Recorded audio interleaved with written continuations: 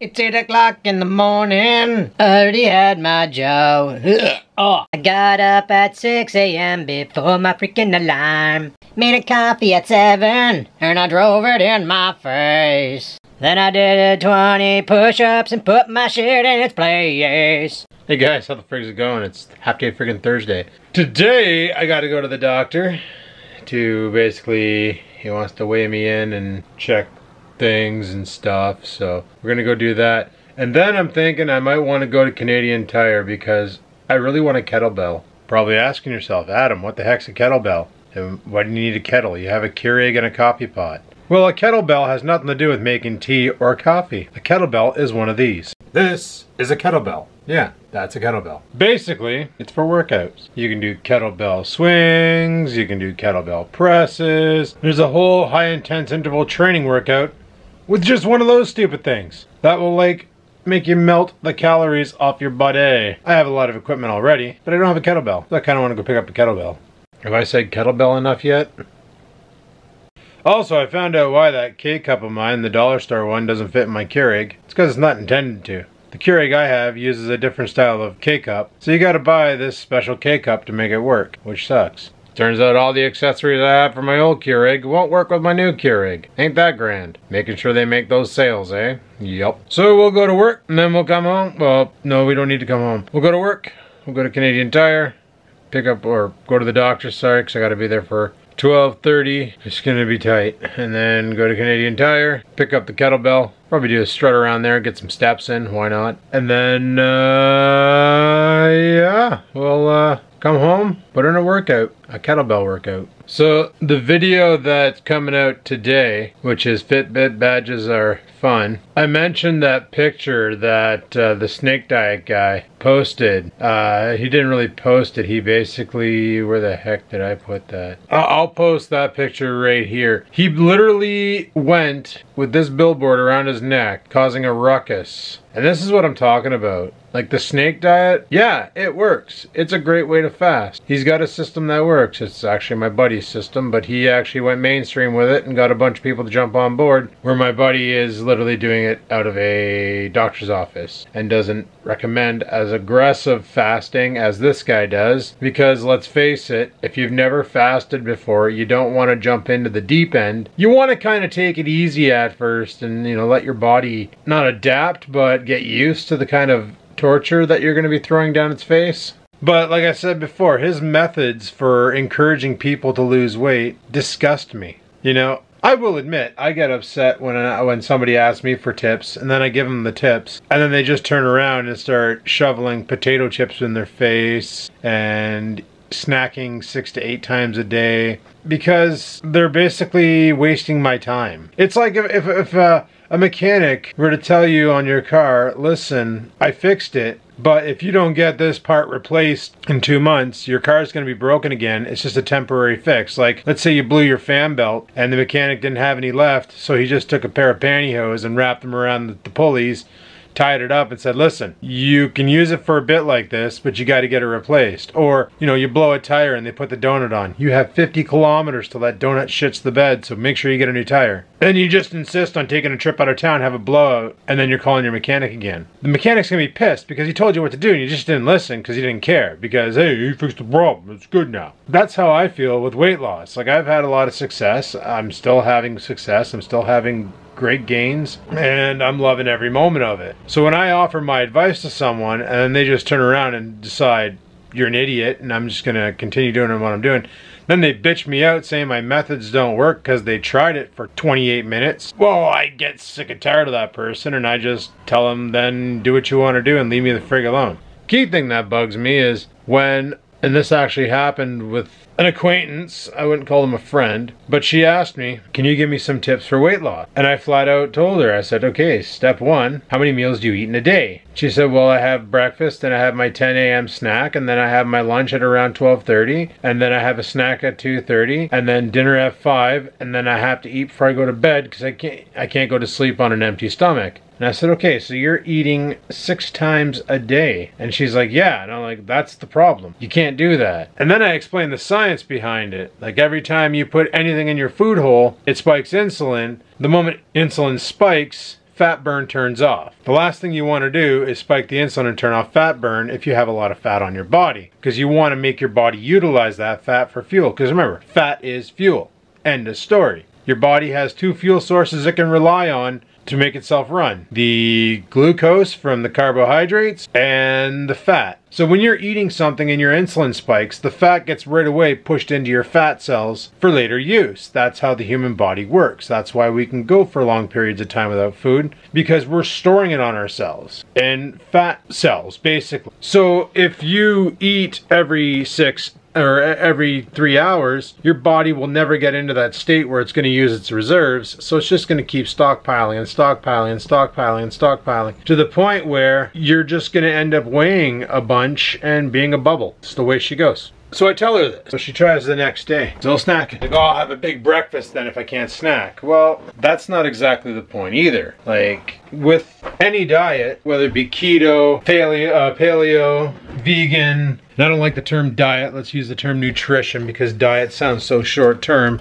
where nutrition sounds like you're changing your way of life to better yourself. With any diet, with any nutrition plan, basically what you want to do is you want to be able to find something that you can stick to and make it more of a lifestyle versus a temporary thing. Like keto for me is a lifestyle. You know, I eat low carb all the time. And what's nice about that is for instance, when you have carbohydrates in your body, I mentioned this on another video, 1 gram of carb is 4 calories. So on a keto diet of 30 grams or less, that's 120 calories of fuel that you just took in the form of glucose. Now, I can burn 100 calories in 10 minutes lifting weights, and my body is going to use that glucose because it wants the explosive power of pushing before it's going to switch over to its alternate fuel source, fat. If you're taking in boatloads of carbs, there you go. Now fat is 9 grams or 9 calories per gram. So for every gram of fat on your body, it takes 9 calories to roast it off. Basically to put it to use to fuel your body so you can do all your movements and move your arms and flex and push and pull and all that other fun stuff. So what bothers me, I just came downstairs to get my keys, guys, because it's like friggin' -10 out and my truck's windshield's frozen over. What bothers me is I explain all this to people on how the science of it all works and how to get the most out of your workouts. And you know, I always tell people, like, get a fitness tracker, something that can at least give you an accurate depiction of how many calories you're putting out, and get a food diary going, whether it's on paper, the Fitbit app, MyFitnessPal, I don't care what you use. Always be accountable for everything that goes in the food hole, and always be accountable for the workouts you do or the activities you do that will consume the fuel in your body. You know, I bring it back to the old car analogy. Every week you put $100 of fuel in your car, but then on the second week your car only needs $30 of fuel, but you still insist on putting $100 of fuel in it. So now you got $30 in the tank to top it off, but then you're putting $70 in the trunk in jerry cans. And then after a while you're going to run out of space in the trunk, so what are you going to do? Start hauling a trailer? Hence the analogy on why people get fat when they eat too much. Because you're taking in more gas than you need to burn, and you got to store it somewhere. Well, you have storage in cars just like you have storage in your body. So when you're in ketosis, aka no more carbs in the body to burn for fuel, now your body is reaching into the trunk and grabbing jerry cans and topping off the tank so that you can make the distance. You can actually put your work in, get places, do things. You see what I mean? I explained all this science to her. She literally tries it for 3 days. Of course, gets the keto flu because her body's not tuned to using fat efficiently, and that's a given. Everybody who's done keto probably got the shits, and it's just the way she is. So you got to be aware that this could happen and just power through it. Your body will be fine. Just drink lots of water. Make sure to get your electrolytes in. Like I said, potassium, no salt. You can get the Windsor salt-free, same stuff, and Himalayan salt. Mix those two in, half a tablespoon of each into a bottle of water. Shake it up, drive it in your face. You'll notice the muscle cramps will go away. Your body will feel better, and you probably won't have the liquid plows every time you sit on the throne. Putting that out there. Once you get keto down to a science, you can basically start fasting, because your body will be so tuned to using fat that you won't have any problems with a intermittent or a extended fast. Everything will be fine. So like I said, she tried it for 3 days and then took to Facebook to blast me because my methods are insane and no human should have to live like this. and blah, blah, blah, blah, blah. I give bad advice. I'm stupid and all that. Like, literally took to Facebook to blast me. And I was like, I replied back with the picture for me from last year and this year and said, well, all the tips I gave you, I've been doing, and this is my results. So the next time you ask for advice, try it rather than just blasting the individual offering it, because in the end we're done. So don't ask me for anything. And then I basically unfriended her on Facebook, which she probably made other posts about, because you know how women love to react. Yeah, that was the end of that. It's like, I'm not going to waste my time on this person if they can't even put in the time to try the method for themselves to see what kind of results. But when they got to feel the need to blast you because it's not working, rather than coming to you and saying, okay, I tried it your way, I'm getting a lot of discomfort, there's a problem. Okay, let's figure this out. Let's figure this out. Away she goes, eh? Away she goes. So that's why I tell people, I'm not a trainer. I can offer advice. I prefer not to. For you to do it the same way I did. Hop on the internet, do some research, figure it out, and then go for it. Because honestly, people are insane. They don't see results right away on the scale, or they don't see results right away. They instantly think you're insane and your methods are dicked. So it's like, well, for you, I got better things to do than to waste my time instructing you how to lose weight. Something else I started is the 100 a day push-up challenge, where you do 100 push-ups every day. You don't need to do them all back to back, but if you can, all the power to you. Literally, I've already got 30 in, so I got 70 more to do over the next bit, but I won't be able to do them at work because, well, if I drop down on the ground, it's pretty gross. Might as well put the garbage out, because right after work I'm going to be heading to docks, so I won't be here in time for the garbage truck, so let's get that done too. Man, I need to do something about the hump at the end of the driveway.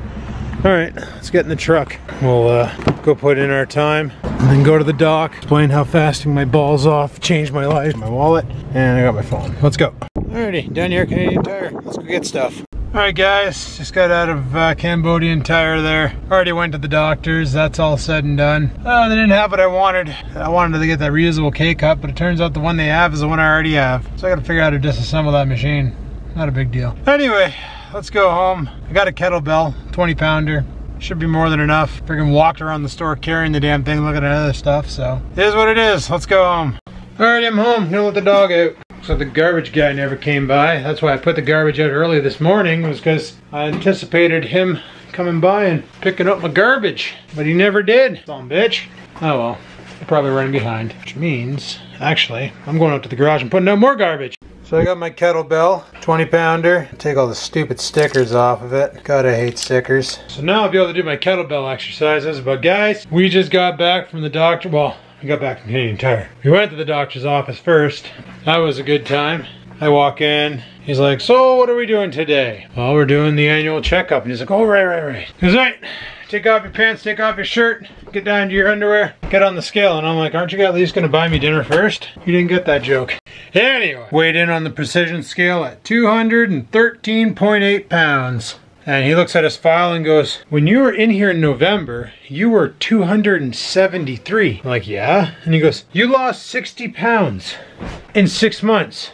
I'm like, and? He's like, what are you doing? Like he goes, I know you said you're cutting carbs, but how bad are you cutting them? And I flat out told him, I said, you know what? Is there a dietitian in the office? Because you're gonna get mad when you hear what I've been doing. He's like, oh God. He's like, are you doing keto? I said, well, yeah, that's the low carb diet, bud. And he goes, well, you know, there's been a lot of breakthroughs with keto, and he was actually all for it. He didn't talk shit.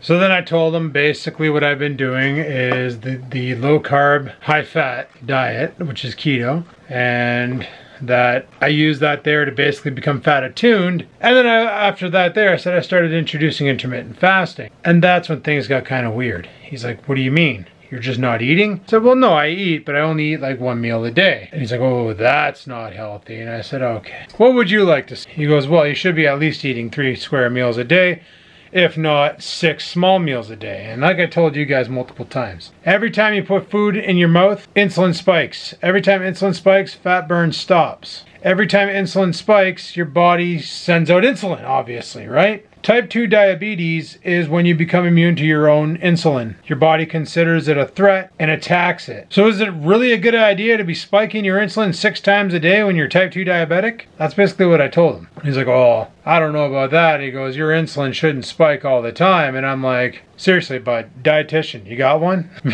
Because they know this stuff. And he's like, well, usually insulin will only spike if you eat like a candy bar or candies or sweet things. And I'm like, no. Insulin is used to break down carbohydrates into their rawest form of glucose so the body can use it as energy. Take in carbs. Everything has carbs except for meat and some other products. You take in carbs, insulin spikes, you're at a fat burn, you're now burning the glucose, and insulin spikes. Hence the reason why keto is great for people who are trying to beat type 2 diabetes by reducing the insulin reaction, therefore giving the body time to repair and forget that it hates insulin. That's the whole concept behind this ordeal. I explained all this to him and he's like, well, I don't think your methods are good. He's like, what's the longest you fasted for? And I said, 11 days. And he's like, and how did you feel? And I said, I felt great. I felt amazing. So I started explaining to him, like, when you're fasting, lots of changes happen in your body. And he's like, you know, and he's looking at me, and he's like, I just realized something. Like, what's that? And he goes, since you started this diet, you lost about 120 pounds. I said, yeah. And he goes, but your skin isn't saggy. And I explained autophagy to him. And he's like, oh, that happens naturally anyway, even if you do eat. I said, yes, but in your fasting phase, and this is when the nurse came in because she heard us talking about this, said while you're fasting, in the first 24 hours, your rate of autophagy goes up 300%. It also promotes the construction of stem cells as another hormone dies down, and I forgot the name of it, and I still can't remember the name of it. I said, so your body's going through a nice reparation, your cells are getting cleaned, everything is great. And the nurse is like, actually, he's right. That's what happens. And he's like, so the doctor looks at me and goes, so you're telling me by not eating, your stomach, your skin was being consumed for fuel? I said, any damaged, mutated, or no longer useful cell will get cleansed and put back into the factory to be used for cells for later use. The fuel gets recycled. That's what our bodies do. And she agreed with him. She's like, actually, Adam's right. He's right. He's done his research. And I said, so the 10-day fast I did, I said, he's like, well, what made you stop the fast? And I said, well, I was starting to feel different, and that's when you know to come out of it. Then you break the fast, and then you go for a couple days on food, and if you want to jump back in again. Do what you got to do to get shit did. And then I got talking about OMAD, 1 meal a day, and dietary and stuff, and the nurse, she's dietitian in training. But everything I said, she's like, wow, she's like, we're just covering this 1 meal a day and intermittent fasting and all that. She's like, you sound like you're pretty much into it. And I said, I've been doing it now since like last year, the fasting. I said, I did my first 5-day fast last year in September, and in 5 days I burnt 10 pounds. And she's like, well, if you don't mind me asking, how much did you burn on the 10-day? I said, 22 pounds. And she was impressed. She was like, wow. And my doctor's like, I still don't think that's healthy. So it's like, his solution at the time when I was overweight was he wanted me to get down to 300 pounds from 330 on my own. And then if I did that, then he was going to get me gastric bypass. I didn't want to go that route, or bariatric, or whatever the hell you want to call it. I didn't want to go that route because I know too many people who got it, who had a lot of complications afterwards, such as like kidney failure, gallbladder failure, appendix and gallbladder failure. One person had a corrupted liver. Luckily, they were able to catch it and fix the problem before it became defunct and they needed a liver transplant. Like, all this stuff I didn't want to do. I wanted to do it on my own. And that was the whole battle plan the whole damn time. And I did it. I still got some more to do, but I'm doing it. Well, I want a friggin' coffee. I don't want another Keurig. I want a Manitoba maple. By that I mean a Muskoka maple. And I don't want to make a whole pot. So, how are we gonna do this? Well, I need to inspect this friggin' Keurig and see how the heck I can take this center portion out and use my K-cup, because apparently mine works in here. I just don't know how the hell it gets in there. Okay, success. Now, I don't understand why this won't accept this. It just will not go in. It's like they purposely made this too small to fit. So, I'm gonna take that thing out, put that off to the side. And I got the original My Cup, this jobby, which should just pop right in, and it does. Good. We have a solution. Freshly ground Muskoka maple coffee. Smells so damn good you'd smack your mama. Don't do that though. Well, while that becomes coffee, I'm gonna go rock a piss and then go outside and grab my garbage can. I heard the garbage truck come by, so yee. Less trash. Ooh, we got mail. Yeah. We got mail, yay! We got mail. And she's a beautiful day out today. Too bad this is just a facade. Because tonight we're supposed to get like major cold, followed by freezing rain, followed by nonsense and bullshit. Should be pretty exciting tomorrow, the drive to work. Should be like driving on, oh, sorry. Should be like driving on a skating rink. Alright. Put this back over here in the sea of garbage cans. Let's go inside and get some maple coffee. Oh man, I missed that stuff. Best part of waking up is maple coffee in your butt. Wait, no. Oh, it smells like maple syrup in here. Oh, you smell so good. So do you taste the same as you used to, or better? Oh, that's good. Oh, that's freaking good right there. Man, I can't wait to bulletproof a cup of this stuff. Holy, be like drinking 250 calories worth of freaking pancakes. Alright guys, I haven't been doing too much, just been watching some TV, just chilling. I'm gonna go downstairs and bang out a super workout, then we're gonna make some steak. And from the fridge into the fryer it goes.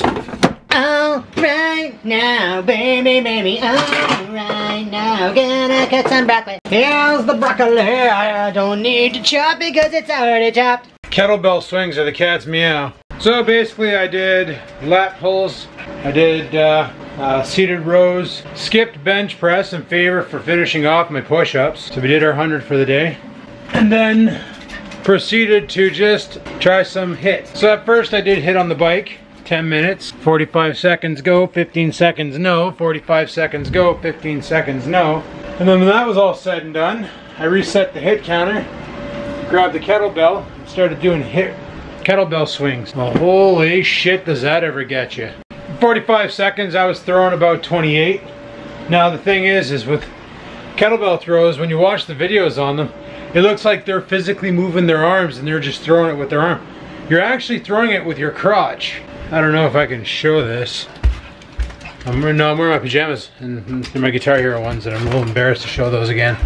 So, but anyway, you're literally throwing the weight with your crotch. So your arms go between your legs, then you do a pelvic thrust and you throw your arm out, pelvic thrust, throw your arm out, pelvic thrust, throw your arm out, and it really works your ass. Let me tell you, does it ever work your ass?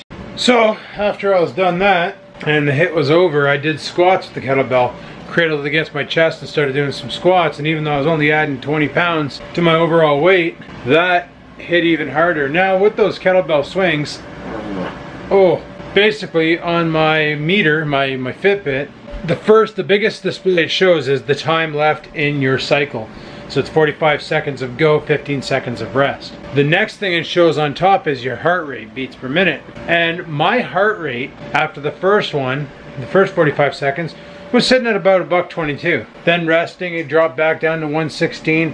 Then I jumped into it and it went up to $135 and then down to 126. And then it jumped back up to 145. And then next thing you know, it's like we're on the 8th cycle and I'm doing it and I'm sitting at $179. I'm like, holy crap, I'm just killing it. Well, on the cardio, guys, on the bike, when I do my hit on there for 45 on, 15 off, basically you go balls to the walls for 45 seconds, and then at the last bit you pump the brakes for the 15 seconds and just do light pedaling to let your heart slow down, let everything catch up. When I did that cardio, the highest my heart went was $140, $138, $140, somewhere around there. The kettlebell put me damn near at max heart rate. That is insane. Screw cardio, guys. Get a kettlebell and just swing that shit.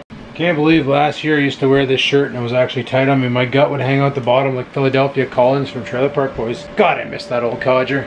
Oh, dinner for tonight? Beef and freaking broccoli. Let's go. Well, that was quite possibly the most satisfactory friggin' dinner I've ever had in my life. I friggin' love broccoli. I friggin' love beef. And that combination just killed it. Just killed it, boys. What did I come down here for? I thought there was more to it than just bringing my plate downstairs. But anyway, lately I've been mixing my water. I've been adding the Bragg's apple cider vinegar to it. And then I've been adding right after baking soda to get it to go nuts. And then I've been adding the no salt and topping it up with water and ice. And guys, it makes for a delicious, tasty beverage. It's like fantastic. Hey, look, the event for Trailer Park Boys just started. Alrighty guys, it's getting close to sleeping hour. It's 9 o'clock at night. I'm gonna shut this vlog down. So just to recap, if you want to get a good workout, get yourself a kettlebell. They're pretty cheap and they're pretty friggin' awesome. Tons of workouts you can download off of YouTube. Follow along. They actually have a 45-minute kettlebell workout, so you can put it on your TV and just sit there and go through. They do all the timing. They tell you when to stop and when to switch positions and how to execute each one of the jobs. Pretty damn good, I do say so myself. But on that note, people, I'm shutting her down, so thanks for watching. Like, favorite, comment. Don't forget to subscribe, and until next time, people, keep on vlogging. Sit, stupid, sit. Good dog.